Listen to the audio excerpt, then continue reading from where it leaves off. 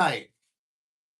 Merab Devashvili, the former UFC bantamweight world champion, completely, utterly, and totally humiliated world famous, maybe the most popular streamer on the planet, N3ON, on his own stream. Guys, Merab totally humiliated and embarrassed him. We're going to get into that. Plus, we got a new Deshaun Strickland update. Deshaun is back at it. We're going to get into the Sean Strickland news. And I have fun calling him Deshaun, guys. So maybe we're going to call him that all night. Also, Nina Drama's choice that she is going to turn herself into a muscle mommy. I don't know how you guys feel about it. That's why we have the chat, so we could talk about it. We're going to get into that. We got Arpon the Don popping in the chat. Let's go. The show is about to be lit. Real ones in the chat. Tap in. You know what I mean, bro? Real ones. Let's go. Also, send your coach to Studio Millions. Just trust me, guys. Your coach will love you. Your coach will love you. All right. And then also, we're going to get into who Conor is going to fight after he beats Max Holloway, because you and I, guys, we both know Conor's going to win. So who's Conor going to fight after he beats up Max Holloway? That's the question we're going to discuss tonight. Plus, what is the role of traditional martial arts?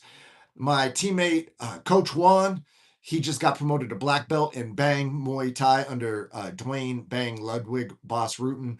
And I believe also Trevor Whitman promoted him as well. So he is in a long line of striking geniuses. And we're going to talk about traditional martial arts. Plus, we're going to talk about setting your intentions. Because, man, I was driving by Target earlier. And I don't shop at Target for various reasons, which we're going to discuss. But I was looking at people. And I was like, these people are just doing shit. Like, they don't, what's their intent? We're going to get into that tonight. My name is King David MMA. I'm a Brazilian Jiu-Jitsu black belt. I'm also a pro MMA champion.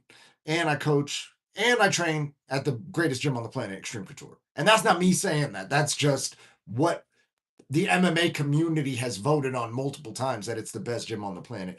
And we have current UFC world champion Sean Strickland at the gym. So that speaks to how good the gym is. But enough about where I train at. And then I'm teammates with all these world champs, and you know what I mean? I'm out here coaching. And yeah, maybe I coached somebody into the PFL and they were undefeated while they were working with me. And maybe I've got like, I don't know, 7 or 8 people I've coached from complete beginners to amateur world champions. But we're not here to talk about that, guys. We're here to talk about Merab. Merab Devashvili. Hey, that's good, right? That was good. Devashvili. And he had started a kick stream. So because the UFC world chooses to pay in a certain way, the fighters make a choice to kick stream, because with a bit of a following, you can make some money on kick. Now, is it NBA money? Is it NFL money? I don't know. Maybe the biggest kick streamers on the planet, like Aiden Ross and N3ON, are making that type of dough.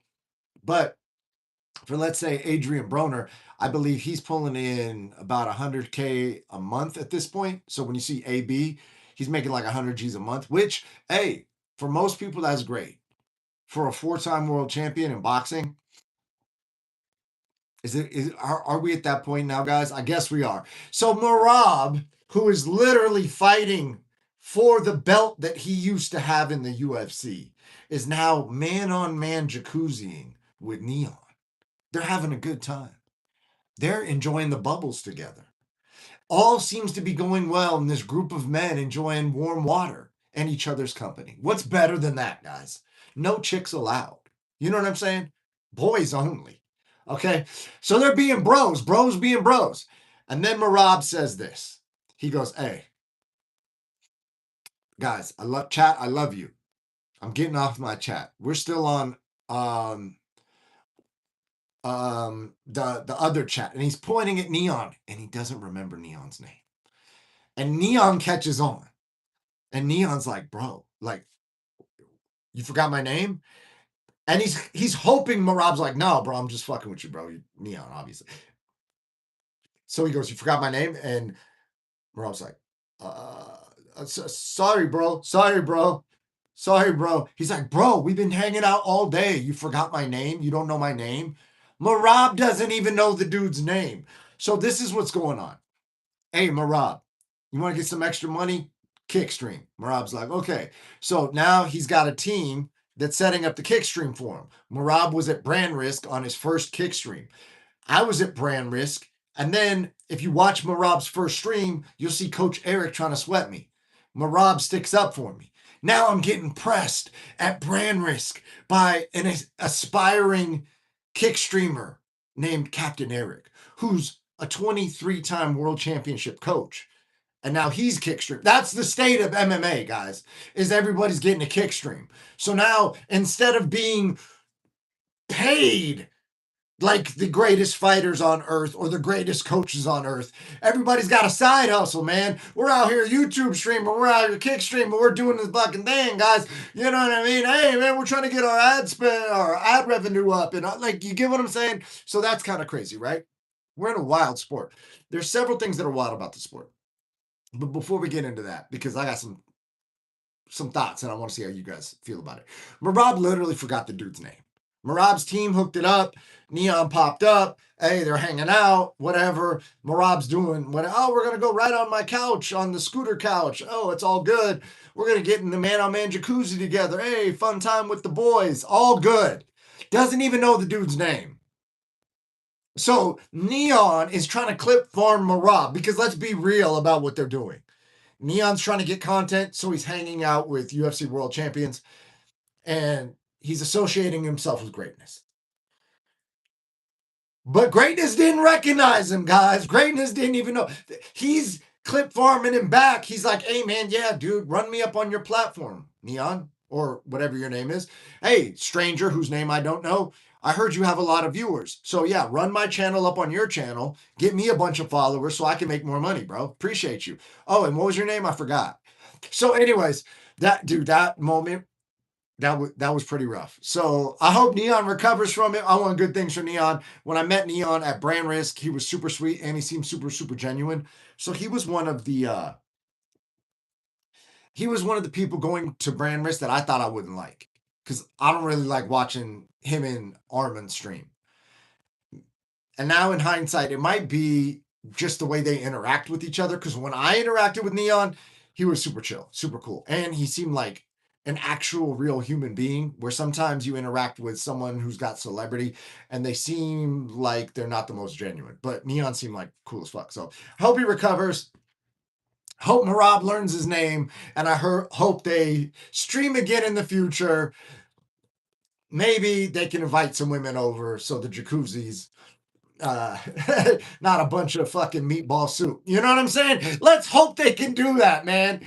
We got a hot dog party in the fucking boiling water. You know what I'm saying? Boys, invite some women over. Merab, I know you know girls, bro. I know you know girls. Speaking of Deshaun Strickland, when he was on Brand Risk, he said Merab is a little pussy goblin, meaning he's a little goblin just running around getting all the pussy, chasing it all down, chasing it all, hunting and getting it, running it out, smashing everything in sight. I'm not saying that's true. I'm just saying that's what Deshaun Strickland said. So, anyways, guys, let me read the chat real quick. Merab Deva, yeah, it is. Right? Yeah, that's how I feel.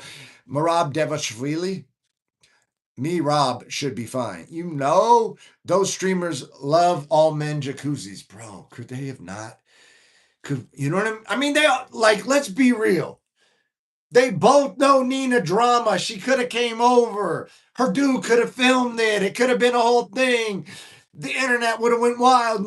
Nina's in a jacuzzi with two men and her boyfriend. What? You know what I'm saying? Like, really run it up. They could have done that. They went full man on man. Hot tub action. You know what I mean? Couple of gentlemen in a jacuzzi just joking around. You know what I mean? How's that for alliteration?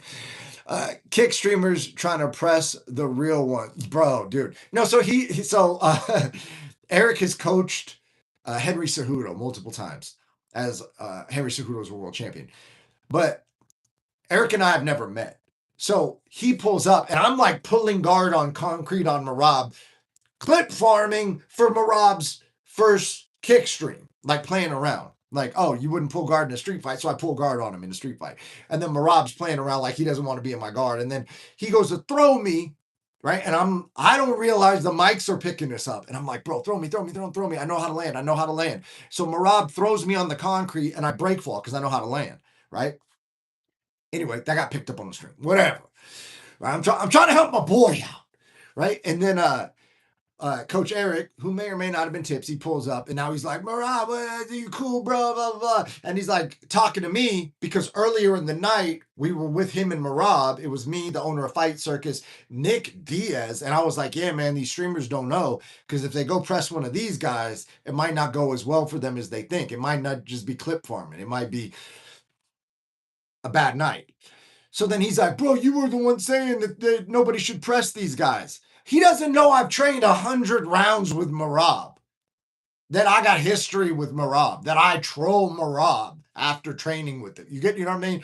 So, yeah, me and Merab got a whole ass history, but Eric doesn't know this. So Eric comes over trying to protect Merab like Merab needs protection from just stating facts, the guy who's never fought, right? And then Merab's like, no, this is my friend. He's fighter. He's a good fighter, right? And then so, anyways, the clip ended up good for me in that regard. That I got UFC World Champion Merab having my back to somebody trying to press me, right? But at the same time, it is a little bit interesting, right? So yeah, that's kind of how that went down. Neon played off really cool, but off camera, I would have been hurt. Merab used him. What, bro? That's how you feel? I think you might be right. And I also think that they might have been using each other in the man-on-man jacuzzi. Pause. Not like that. But you know what I'm saying? Like, it's mutual. It's like, hey, man, you have credentials and clout. Okay, well, I got a lot of views. Let's exchange value. So, Deshaun Strickland has called Merab a pussy goblin in the past, and now Deshaun Strickland is back at it. He has made an Indian friend at the UFC PI, and now Sean Strickland is going full racist friend and being extremely comfortable telling racist jokes to his new Indian friend. And he is dropping the N-bomb, not just on his shirt, not just at the end of practice, getting everybody to say it's going to be bad, man. Right? Now Sean is dropping it on his Twitter in text, right? So he's committed. Deshaun's committed, guys. You guys gave him the pass to the barbecue. You gave him the N-word pass, and now he's using it. And now people are getting upset, and it's like, guys, he's got a do-rag. You know what I'm saying? He's an honorary member of the community. He's up posting with Chris Ruffin, who is a black gentleman, and Jason Manley, who's a black gentleman. They're doing photo shoots with the shirt on. You know, like everybody's co-signing on this. And now I got a question.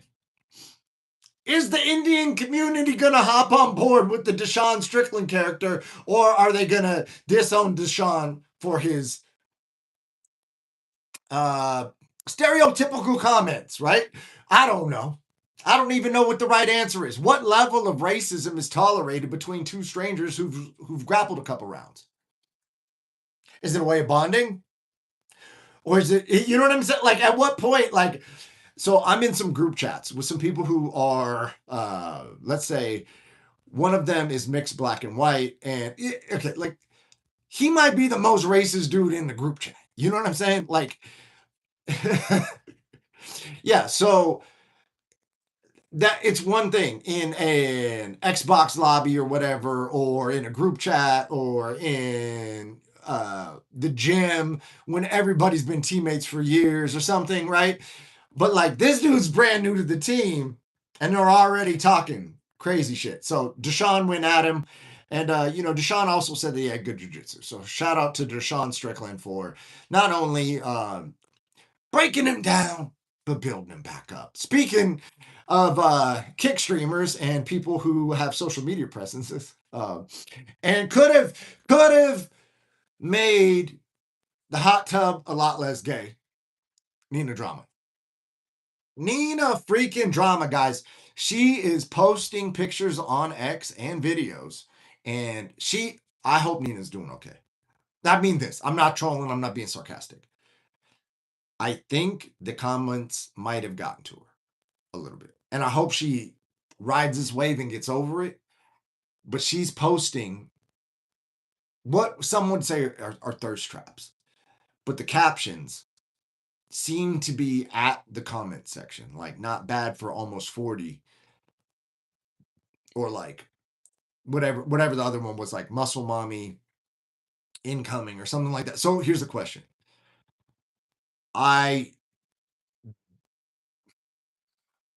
She's a female, so I'm trying to say this in like a I like to protect women, you know what I mean? So I don't want to say this like if it was a dude, I would call it a midlife crisis.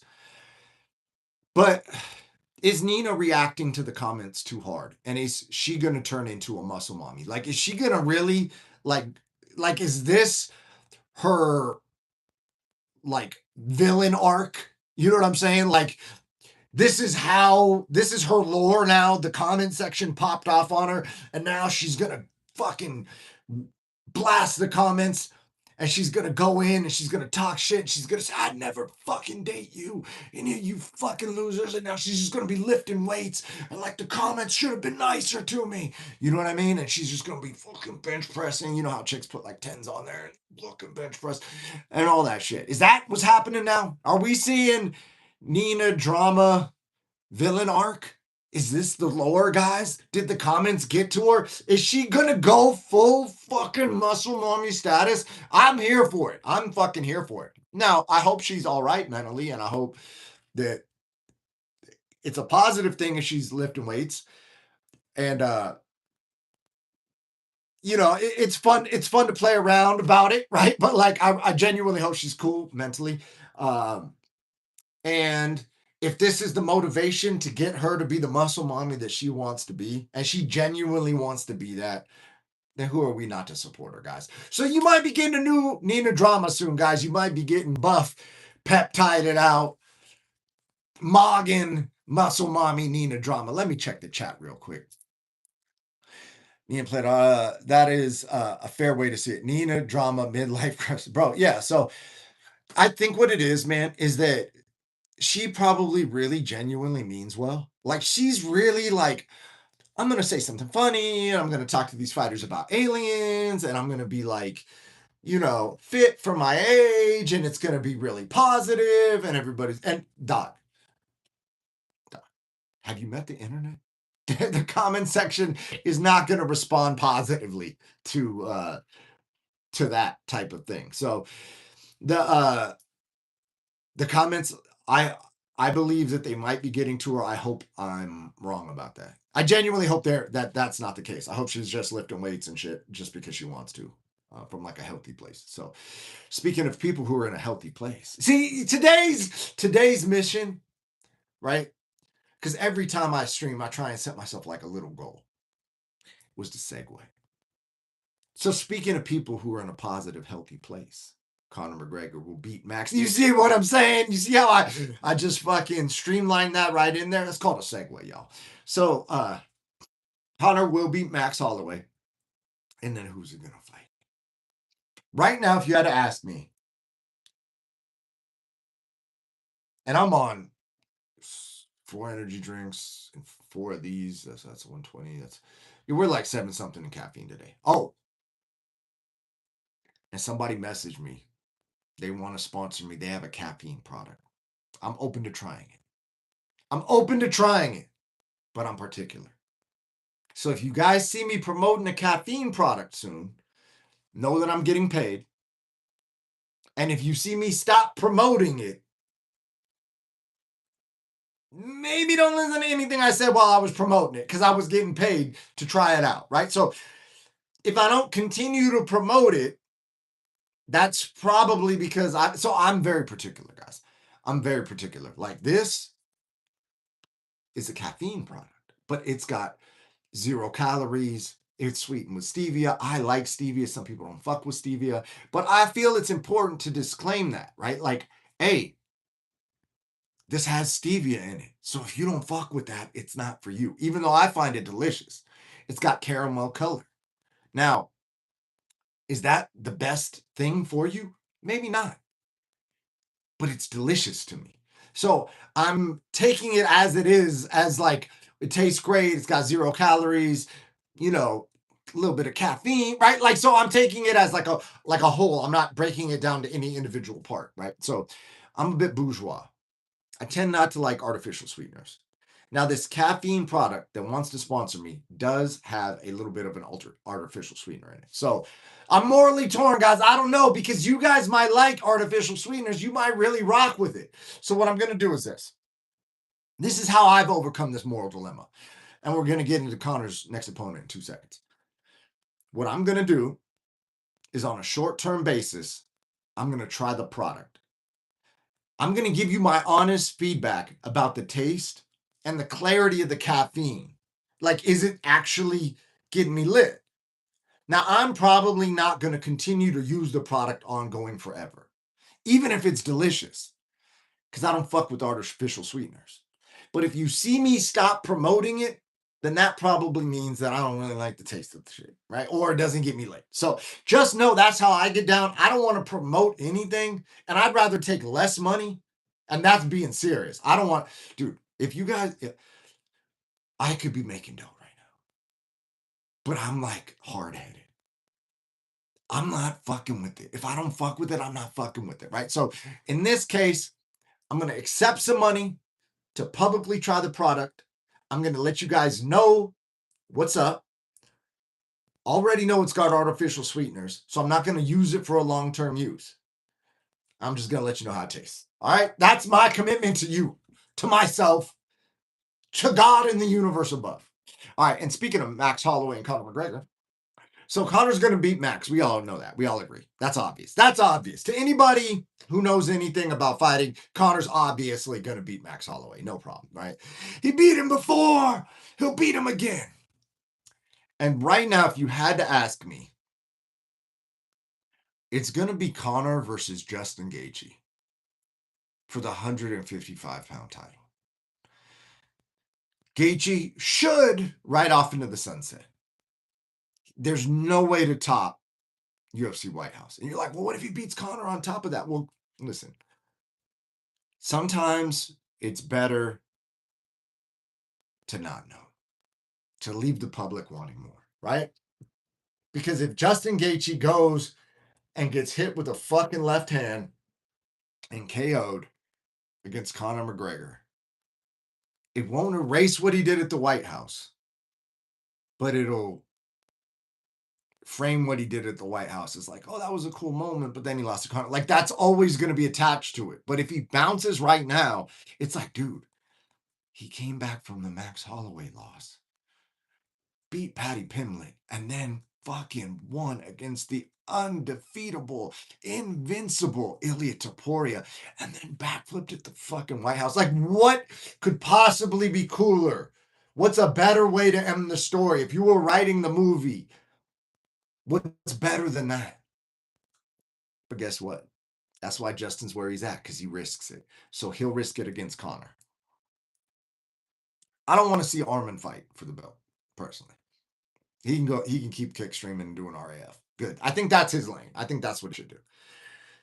I think that's what he should do. Like, I'm being genuine. Like, he should go continue to do that. That's good for him. I don't want to see Armin win the belt, because Armin, I don't know, man. I like Gaethje as champion. I like Conor as champion. I like Max Holloway as champion. I like Ilia Topuria as champion. What I don't like is Armin as champion. So I want to see Conor beat Max, go to 55, and fight Justin Gaethje for the world title. For Conor. For Gaethje, maybe bounce. Bounce with the fucking belt, dog. It ain't worth it. The paycheck. And I get it. Like, oh, well, what if he loses? Like, dude, but you've got it's the best story. It's not even the money. It's the story, bro. Like, what's better than that? And then if you risk it with, unless Gaethje's like, hey, man, I'm going to die a warrior's death. I'm a warrior. Live by the sword, die by the sword. And then Gaethje's like, hey, man, I won the title. I did everything I wanted to do in the sport. And now I'm going to keep winning until I go out on my shield. Because that's the way I want to go out. I want to die a warrior's death. And if Gaethje said that to me, I said, let's go fucking run it till the wheels fall off, dog. You know what I mean? That's how I would view that. So, which is honorable. And now that gets us into the, see the segue? The subject of honor in martial arts. And my teammate, Coach Juan, and my teammate, Coach Gill, they both, oh, and Coach Carlos, shout out to Coach. We got a triple threat. We got 3 new Bang Muay Thai black belts at the gym. Running the fuck up. Okay? High level instruction. They all got their black belts. And in Bang Muay Thai, there's bowing, there's tradition. You go see Bruce Lee's grave before you get promoted to black belt. There's like a lineage. You know what I'm saying? And in a lot of martial arts, that's been lost. Mikey Musumeci was just talking to Robert Drysdale about this, about how the loyalty in martial arts is lost. And some instructors want people to be loyal to the gym. They don't like cross training. And people go, oh, dude, I pay money. I should be able to cross train. Here's the thing, bro. If you look at it from the other side, and this is a life skill, sometimes you want to look at things from both sides. And whoever you're in a relationship with, whether that's your coach, your partner, your I like your business partner. I don't like to say partner for relationship, but like your coach, your business partner, your wife or girlfriend, if you can look at it from their side, and more importantly, if they can look at it from your side, right? So in this coaching situation, how would you like it if you were going to go fight and your coach went and cornered against you? You wouldn't like that. So then, if you don't want your coach to do that, then why would you go learn from somebody else and go train with a different team? You would go train with like. So I've never been into that really. So if I train at a gym, I'm at that gym. If I bounce, I bounce. I don't go back. I don't like any of that. And so this kind of tradition has been lost in martial arts in a lot of ways. But I bow when I get on the mat. And I bow because I look at it as there's been like thousands of years of warriors dying in hand-to-hand combat to refine the martial arts that we now know as the martial arts. Before they were taught in dojos or martial arts schools or strip malls, they were used on the battlefield in life and death situations. And they've progressed and they've evolved. And all those men that have died perfecting the martial arts and the lineage that comes with that, as these ideas, concepts, techniques, and tactics have been handed down generation after generation, coach to student, all the way to me, I bow when I get on the mat because that's what the mat represents to me. So I'm bowing to the mat, to the gym, to my training partners, to my coaches, to myself. I'm bowing out of reverence for everything that's come before me. That's got me in a position to where I get to learn this thing that has changed my life and is giving me like a life's purpose. So I'll bow. Now, some people are like, I'm not bowing to anybody. Well, dude, bro, how could you not bow? After you heard what I just said, how could you not be at least like open-minded to being like, oh shit, I get why people bow. I'm not saying you got to bow. I'm just saying, like, to be open-minded to it, right? So the same way that someone wants to go, I just want to train wherever I want to train, right? Well, then guess what? Maybe your coach doesn't want to teach you whatever your coach could teach you, right? Maybe they don't want to invest all their time in somebody that's not invested in them. You get what I mean? And so this is a big issue in martial arts. I see people with like 9 different coaches. And oftentimes they haven't even learned the fucking thing that their first coach told them. So I had a student at one point, and she was competing at a very high level. I'm talking about like she just beat a girl who's a world level martial artist, world class. Everyone agrees she was coming in to fight the world class martial artist. Everybody picked the word. She was the underdog. Everybody picked the other girl except me. I said, this girl's going to win. Coach her, boom, she wins. Does what I told her, did everything. Perfect. Awesome. That's a testament to my student. It's easy to be a great coach when you have a great student. She's a great student. But then something happened. some other coaches start getting in her ear. Hey, well, you should do this way. You should do this, that. I'm like, dog, we're not working on that. I get what you're saying. And in that lane, you could be right. But we're not in that lane right now. We're working on this. So now she's hearing two conflicting ideas, which both may be true. But because they're happening simultaneously, instead of an order which I created for her as a coach to progress her through these steps in a systematic fashion, now she's fucking confused as to what to do. And if you're confused in a fight, you don't fucking fire. So now she starts, oh, well, I want to learn this from this person because this person specializes in that. And like a bunch of shit, right? So, anyways, we work together less and less. Yeah, and unfortunately, I'm not saying that I'm not saying she would have stayed undefeated had she just stuck with the program, but as a coach, I'm like less invested because she's less invested. I'm supposed to give all my time. We go learn from that motherfucker then, man. If you like what he's saying, then go learn that. Like straight the fuck up. So that's kind of how I view it, right? Like I've even been at the gym where someone was being coached by someone else and asked me my take. And although I have a completely different take, I'm like, I'm not going to tell you my take. And they're like, what? Why not? And I'm like, because you're working with this coach. Listen to your coach. You don't need 9 coaches. You're not even mastering what this dude's told you. Do it his way. It would be better for you to pick one thing that's incomplete, but you're certain about it, right? Rather than trying to complete it all at once and then go in there completely confused and not complete any of it because you can't do it all at once. Learn his system. That was my advice, was like, stop listening to everybody else. Stop asking for all the answers. Listen to the coach you got and trust him. Do that. So anyways, and now that leads me to the concept of intention. What's your intention? When's the last time you thought about your intention? Because I was driving by Target today and I was looking at people. And I was with the moderator extraordinaire, Arpon the Dawn. I said, Art, man, you ever just look at people and you just wonder what the fuck are they thinking? Like, what are they thinking? And I look at people and I'm often looking at them going like, they're just doing whatever. Which, hey, if that's what you want, cool, live your life.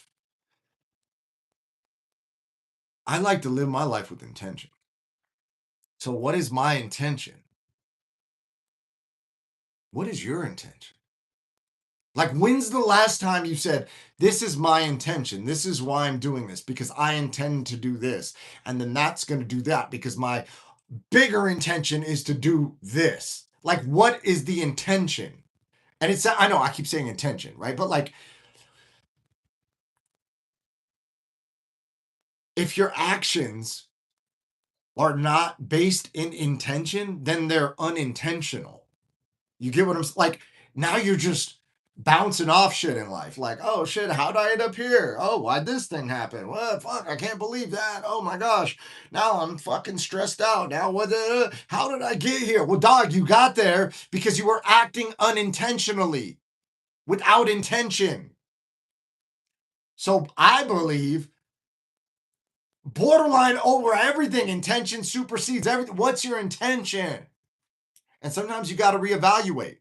Because a few days ago, I was getting caught up in the day to day. Somebody was saying this to me, somebody was saying that to me. I was like, what's my take on this? And then I said, man, is this my intention? To fucking triangle of fucking drama? No, it's not my intention. My intention is to get signed to one of the biggest promotions on the planet and bounce people's heads off the canvas for boatloads of cash. And that is exactly what I intend to do. Good night. I'll see you tomorrow.